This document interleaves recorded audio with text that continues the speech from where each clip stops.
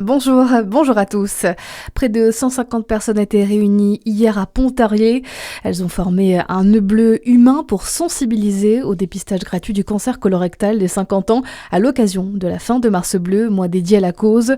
Le cancer colorectal qui est le troisième cancer le plus mortel en France. Environ 15 000 personnes sont tuées chaque année. Durant l'événement, l'intérêt du dépistage a une nouvelle fois été rappelé alors qu'il permet une guérison dans 9 cas sur 10. Dans le reste de votre actualité générale, une opération escargot sur le périphérique parisien. L'OTR d'Île-de-France prévoit de se mobiliser. L'Organisation des transports routiers européens estime que les annonces du gouvernement ne sont pas suffisantes pour venir en aide au secteur face à la flambée des prix des carburants. Depuis samedi, chaque antenne locale annonce des mobilisations différentes. Mais pour leur président Alexis Giberg, le gouvernement entend en partie les besoins du secteur. Il faut souligner qu'un effort a été fait par le gouvernement pour répondre à notre demande. C'est un tout premier effort. Il est vital. Nos entreprises en ont grand besoin dans la situation dans laquelle elles se trouvent. Il y a véritablement une urgence. Le transport routier, c'est essentiellement des TPE, des PME. J'ai moi-même un suivi régulier avec le ministre des Transports sur le sujet et je lui ai exprimé, c'est un premier pas, mais c'est amplement insuffisant aujourd'hui et en l'état pour nos entreprises, pour nos adhérents. Le gouvernement qui a prévu une enveloppe de 50 millions d'euros pour les transporteurs routiers avec une remise de 20 centimes par litre de carburant.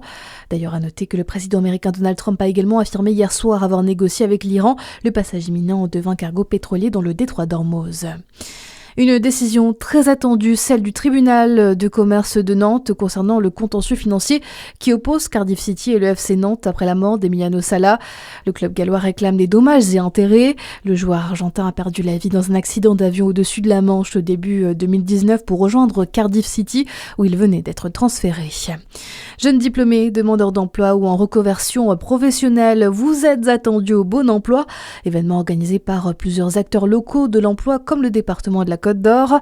Il va rassembler en un seul lieu les recruteurs ou organismes de formation ce mercredi de 9h à 13h au Palais des Congrès de la ville.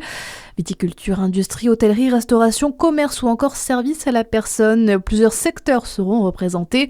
En tout, plus d'une dizaine d'entreprises seront présentes. L'entrée est libre et ouverte à tous. Un mot de sport, courir avec une poussette entre les mains, c'est possible. À Besançon, plusieurs jeunes mamans participent au Run Poussette, une sortie d'environ 5 km pour se ressourcer entre jeunes mamans. La fête foraine de Pâques de retour à Dole, peut-être en avez-vous déjà profité ce week-end. En tout cas, elle sera en place jusqu'au 12 avril. Elle est ouverte 3 week-ends depuis toute la semaine après Pâques. À suivre la météo sur Fréquence Plus.